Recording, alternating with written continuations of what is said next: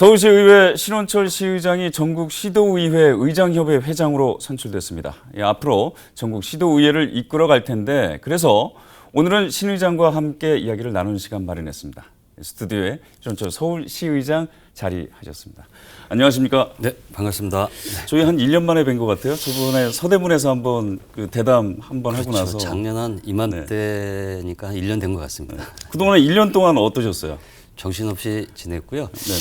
그 이제 10대 의회가 개원하면서 제가 우리 의원들에게 좀 약속한 게 있습니다. 우리가 일하는 의회, 실력으로 인정받는 의회가 되자 이렇게 좀 약속을 했고 그 결과 또 많은 의원들이 좀 열심히 의정 활동을 해주셔서 지금 9대 때 비하면 동기간에 그 조례안 수가 거의 40%가 더 40%가요.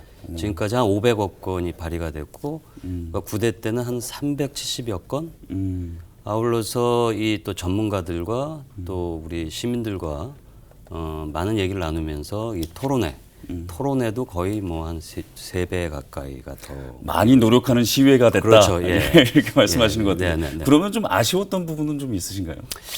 시의장으로서.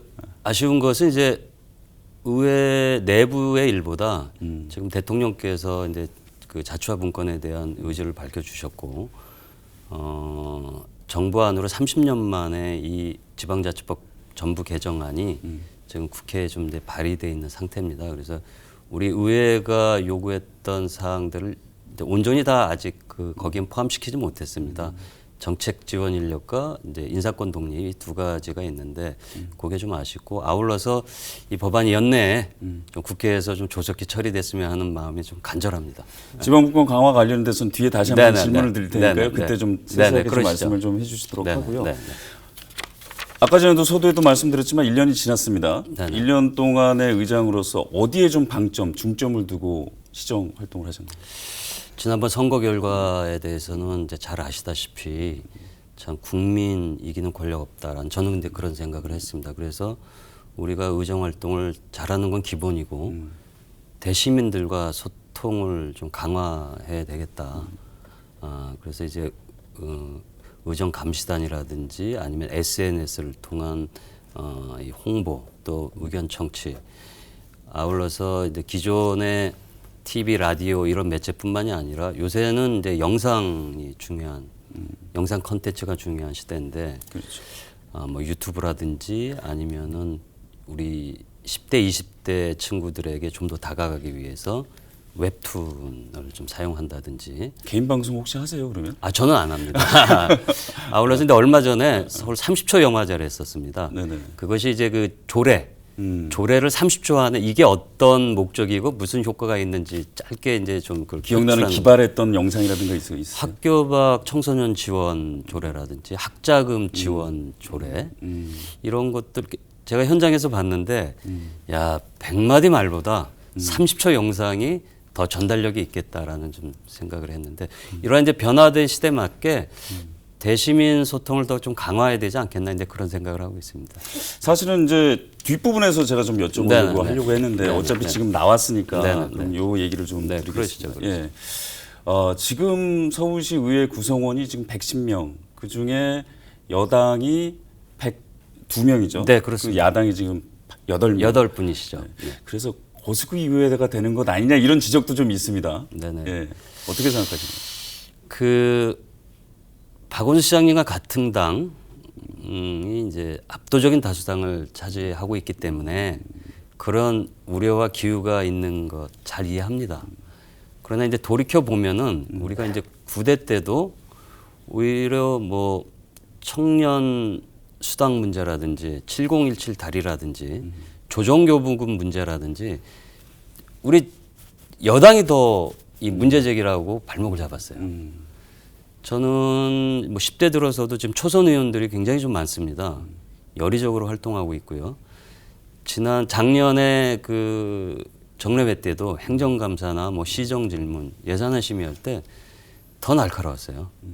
뭐 단적인 예로 얼마 전에 이제 서울시민민주주의위원회를 구성하기 위한 행정기구 설치 조례안이 부결이 됐습니다. 보류가 아니라 이런 것만 보더라도 단지 거수기 역할을 하는 거 아니냐라고 하는 그 염려는 기우가 아닐까 네, 그런 생각을 합니다. 그럼 염려는 접어둘까요? 네, 접어두셔도 될 것 같습니다.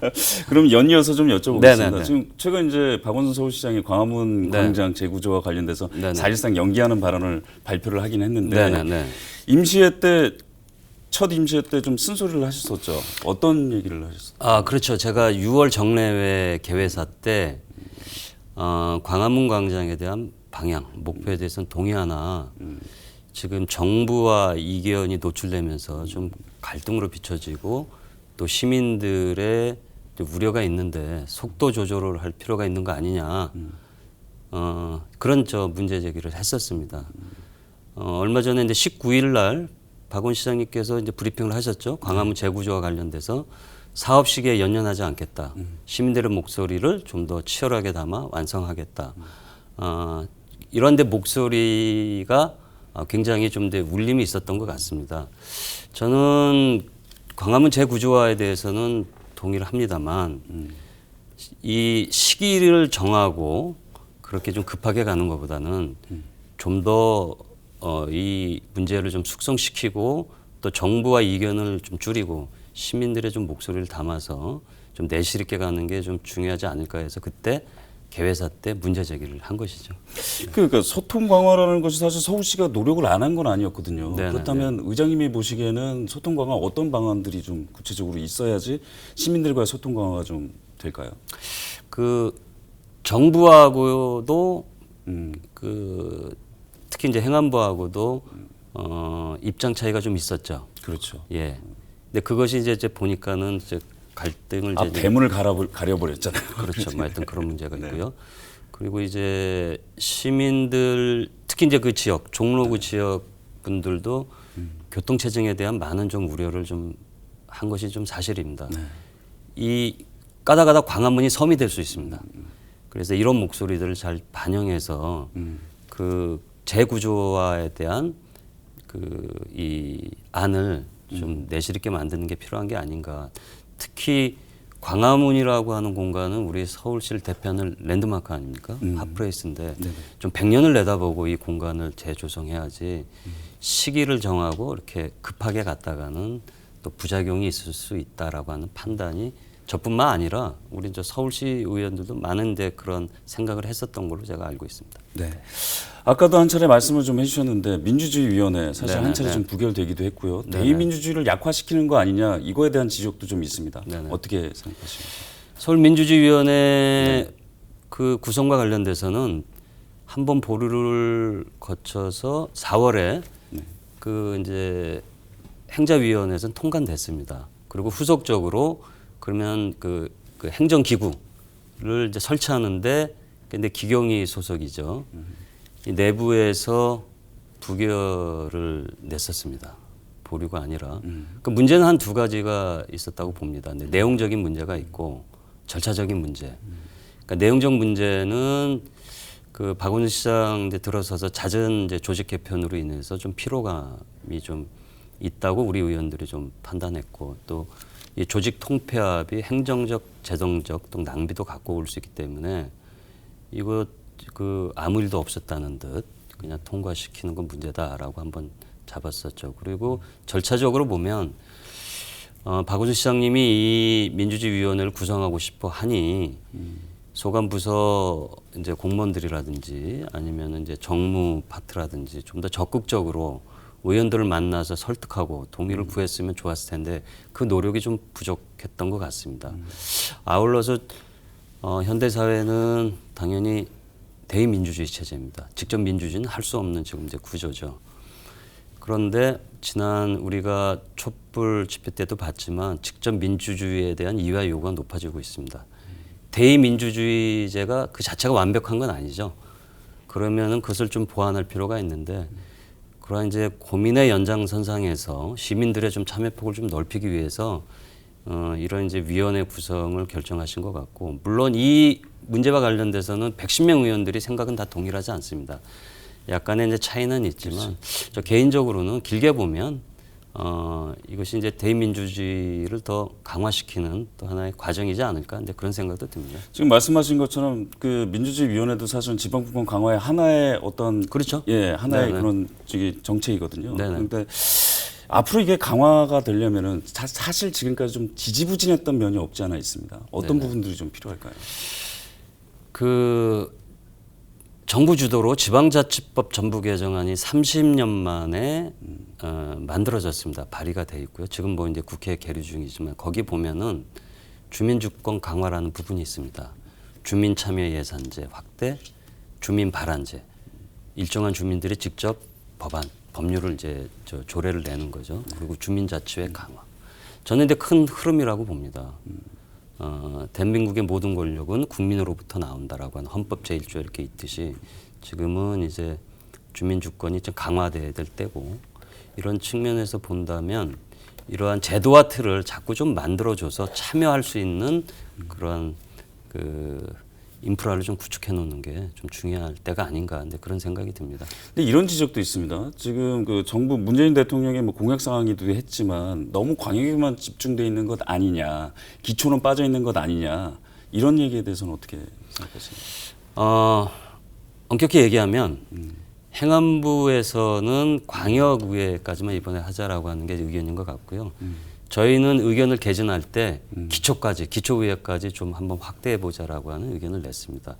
그 아직은 시기상조라고 하는 게 이제 정부의 생각인 것 같은데 저는 이번에 할 때 기초의회까지도 좀 같이 하면 어떨까라고 하는 생각은 있습니다. 네. 네. 자, 그 전국 이번에 제가 서두에도 좀 말씀드렸지만 전국 시도의회 의회 협의회장으로 선출이 되셨습니다. 앞으로 하실 일이 좀 많으실 것 같아요. 네네네. 네네. 지난 8월 20일 그 이제 시도의회 의장단 협의회 이제 회장으로 좀 선임이 됐습니다. 근데 기쁨보다는 사실은 무거운 책임감이 제 어깨를 누르고 있는데 다름이 아니라 그 근데 문재인 대통령께서도 이제 취임하고 중앙 정부의 획일적 통치는 그 더 이제 성장 동력을 좀 만들기 어렵다. 또 자치와 분권은 국민의 명령이고 시대 정신이다. 이런 말씀을 하셨고요. 또 지금 지방자치법 개정안을 또 내주셨습니다. 근데 그런 측면에서 본다면 지금이 자치와 분권의 제도적 틀을 더 한 단계 성숙시키는 중요한 때라고 보는데 그게 이제 국회에서 계류 중이고 아직도 한 발자국 못 나가고 있습니다.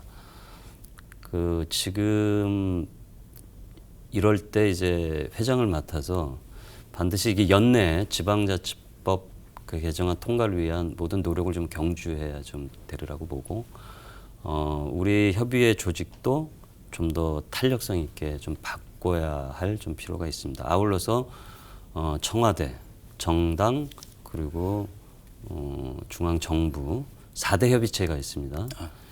이러한 이제 네트워크, 정책 네트워크를 좀 더 좀 강화시켜야 됩니다. 그래서 지방과 정부 또 지방 정부와 광역의회, 광역의회와 기초의회 좀 연대 협력을 좀 그 틀을 만들려고 제가 좀 노력하고 있습니다. 지금 이제 전국 시도의회 협의회장으로서 지금 말씀을 좀 해주신 거고요. 네네, 짧게 그렇죠. 지금 마무리를 하도록 네, 하겠습니다. 네네. 짧게 의장이 이제 상반기 의장이 1년 남으셨잖아요. 네네. 네, 어떤 향후 계획 짧게 말씀 좀 부탁드리겠습니다. 그 1년 이제 금방 가겠죠. 근데 저는 배제 없는 포용도시 서울을 좀 만들겠다라고 하는 게 올해 제 이제 연초에 좀 밝혔었고요.